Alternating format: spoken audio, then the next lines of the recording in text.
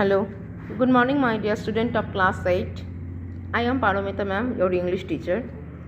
Today we are starting our online classes.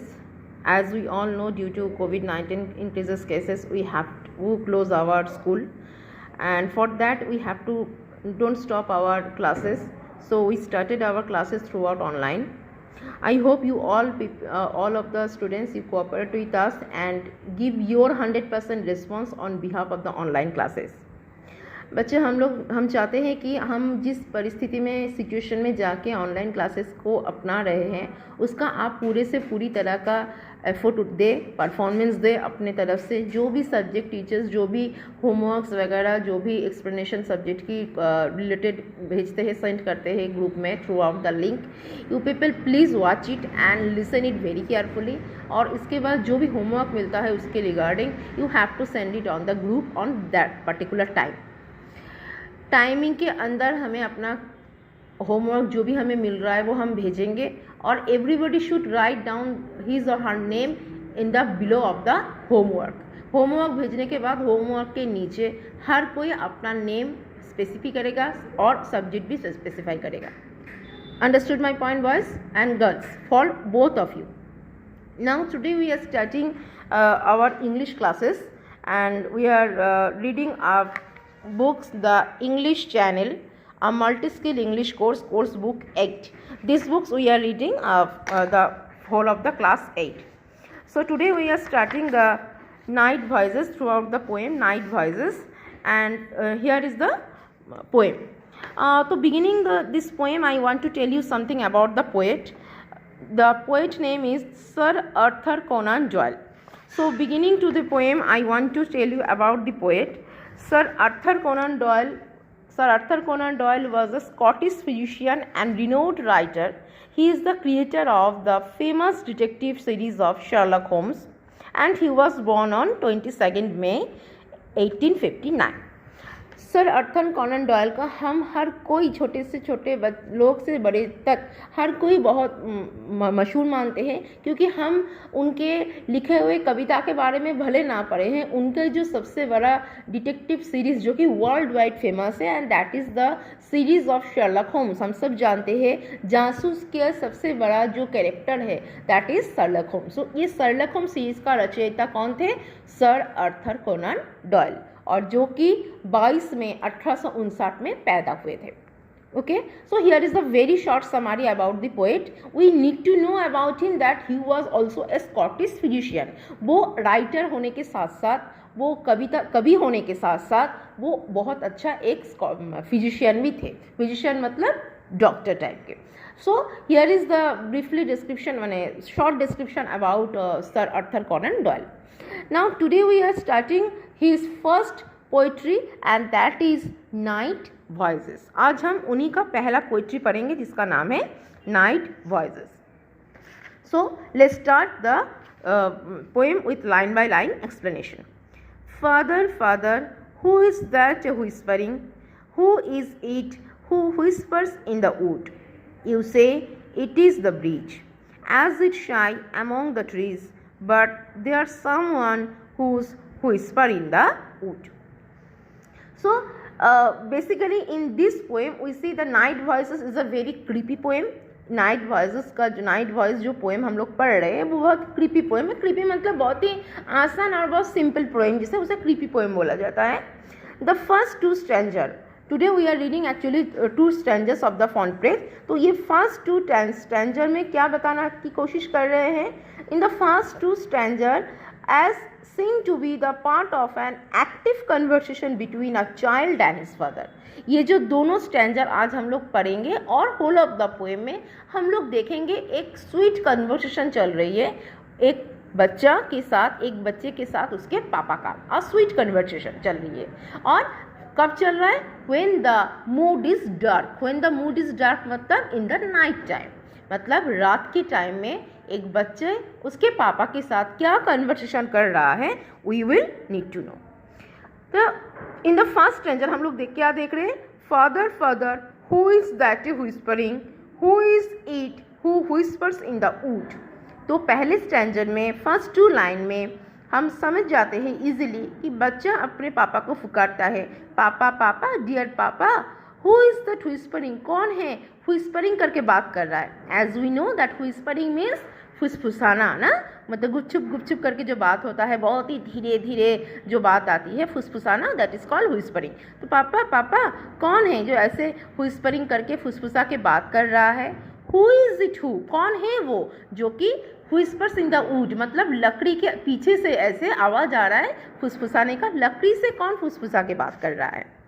You say it is the bridge, तो मतलब कहीं ना कहीं उस बच्चे के पापा ने बोला था कि बेटा ये कोई बात नहीं कर रहा है। And this is the sound of wind. Bridge मतलब हवा, ब्रिज मतलब विंड, तो this is the sound of wind. पापा ने ये बोला था कि ये कोई ऊँट में व्हिस्परिंग नहीं हो रहा है बेटा, ये आवाज़ का ब्रीजिंग चल रहा है, मतलब हवा का जो लड़खड़ानापन जो आवाज़ निकलती है, this is called the bridge. As it shy among the trees, और जो कि जंगल में खड़े रहते हुए जो पेड़ होते हैं, बड़े बड़े पेड़ों में हवा अगर लड़खड़ाता है, जो एक पेड़ का जो पत्ते सब जो बड़े बड़े पेड़ के पत्ते जो लड़खड़ाते हैं और जो आवाज़ निकलते हैं, आवाज़ हवा में जो धक्का खा के जो आवाज़ आता है, उसको तुम्हें लग रहा है कि लकड़ी के पीछे से कोई बात कर रहा है। तो पापा आप तो हमें ये बोल रहे हो, but there someone who whispers in the wood, पर मुझे लगता है पापा जरूर उस लकड़ी के पीछे कोई ना कोई है। अच्छा, क्या लग रहा है। The child is very innocent. पहला स्टैंडर्ड से हमें क्या ये नहीं लग रहा है कि चाइल्ड बहुत ही इनोसेंट है और बहुत ही मतलब कैजुअली एक माने पीसफुल माइंड, माने पीसफुल नहीं डाउटफुल माइंड से क्वेश्चन कर रहा है अपने पापा को कि पापा ये कौन है, ऐसा आवाज़ जो आ रहा है लकड़ी के पीछे से कौन बात कर रहा है। हम सब जानते हैं बेटा कि बच्चे का जो ब्रेन होता है वो बहुत ही इनमैच्योर होते हैं। एक छोटे से बच्चे का जो ब्रेन होता है दैट इज़ अ क्लियर, तो उस क्लियर पोजीशन में हमारे पास जो भी चीज़ पहले हम लोग अचानक से सडनली हम सुनते हैं, हमें बहुत ही वर्रिड लगता है, बहुत ही फियर होता है, डर जाते हैं हम लोग। So as well as this child पे भी वही हुआ है। वो बच्चा कहीं ना कहीं वो बहुत ज़्यादा क्या है, डरा हुआ है। एंड डर के मारे वो पापा को ये सवाल पूछ रहा है, और पापा क्या कर रहे हैं, पापा उसको हौसला दे रहा है, दिलासा दे रहे हैं कि बेटा वो कोई बात नहीं कर रहा है, बेटा वो कोई व्हिस्परिंग नहीं हो रहा है, वो क्या हो रहा है, डायरेक्टली कोई अपने बाहर तेज हवा चल रही है और तेजी हवा में पत्ते और पेड़ का जो लड़खड़ापन हो रहा है उसी को तुम्हें व्हिस्परिंग लग रहा है। Got my point. Now the second standard. Further further, who is that murmuring, who is it who murmurs in the night. You say it is the road of the wave upon the shore, but there's someone who murmurs in the night. फिर दूसरे standard में भी बच्चे फिर पापा को पूछते हैं, पापा पापा, डियर पापा, कौन है जो कि मर्मरिंग कर रहा है। मर्मरिंग का मतलब होता है, मतलब बहुत तेजी से नहीं, धीरे धीरे ही, ये भी धीरे धीरे ही, लेकिन खलबली मचा के कोई बातचीत कर रहा है, मर्मरिंग कर रहा है। जैसे तुम लोग करते हो क्लास में, टीचर पढ़ाते रहते हैं, तुम लोग अपने अपने के अंदर बातचीत करते रहते हो, तो वो व्हिस्परिंग भी है, उसको मर्मरिंग भी बोला जाता है। लेकिन उसी में हम लोग बोलते हैं कि नॉइज़ मत करो, स्टूडेंट्स डोंट मेक नॉइज़। तो मर्मरिंग करना मतलब धीरे धीरे जो बाहर नॉइजिंग हो रहा है, दैट इज़ कॉल्ड मर्मरिंग। तो फिर बच्चा पूछ रहा है पापा को कि पापा बाहर कौन मर्मरिंग कर रहा है, कौन नॉइज़ कर रहा है, कौन आवाज़ कर रहा है, कौन बातचीत कर रहा है। Who is it who murmurs in the night, कौन है जो इतने रात को नॉइजिंग कर रहा है, आवाज़ कर रहा है। You say it is the roar of the wave upon the shore, और आप बोल रहे हो कि ये जो आवाज़ है, मर्मरिंग का जो आवाज़ लग रहा है बाहर रात में, आप मुझे बोल रहे हैं कि ये समंदर की लहरों का आवाज़ है। लहर जब उठते हैं समंदर, मतलब मान लेते हैं जो बच्चा और पापा जिस जगह पे है वो एक जंगल के किनारे पे भी है और एक समंदर के किनारे भी है।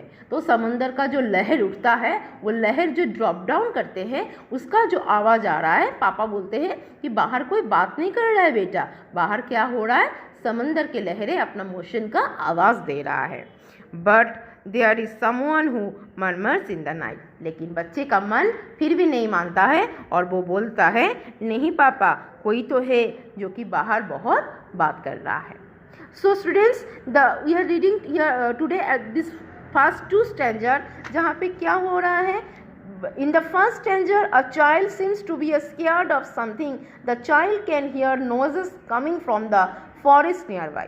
पहले स्टैंजर में हम देखते हैं कि बच्चा जंगल की तरफ की बात बताता है, जहाँ पे क्या हो रहा था, जहाँ पे उसको व्हिस्परिंग मतलब फुसफुसाहट की आवाज़ आ रही थी जंगल की तरफ से, और उसको लग रहा था कि लकड़ी के अंदर से कोई फुसफुसाहट की आवाज़ आ रही है.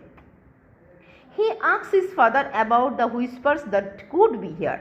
और वो अपने पापा को वो फुसफुसाहटपन की आवाज़ सुन के पापा को सवाल पूछता है. The father replied that it was just the wind, that there was absolutely nothing to be worried about. और पापा छोटे बच्चे, जैसे कि हम सब जानते हैं, छोटे बच्चे दिन में भले भी कोई भी एक्टिविटी दिखा है, रात में बच्चे बहुत ही डरे रहते हैं. रात का नेचर के बारे में एक छोटा सा बच्चा ऑटोमेटिकली बहुत ही डरा हुआ रहता है. तो पापा क्या बोलते हैं कि बेटा वरीड करने की, परेशान होने की कोई चीज़ ही नहीं है, कुछ नहीं हो रहा है. बाहर तेजी हवा चल रही है और जो हवा पेड़ों के साथ लड़खड़ाते हुए जो आवाज़ लग रहा है वो तुम्हें फुसफुसाहट की आवाज़ लग रही है. हो गया. और सेकंड स्टैंजर में क्या हो गया है? In the second stanza, the child asks his father about the noises again. फिर दूसरे स्टैंजर में फिर बच्चा पापा को पूछता है कि आप बाहर कौन मर्मरिंग कर रहा है, बाहर कौन इतने बात कर रहा है. This time he could hear murmurs in this would.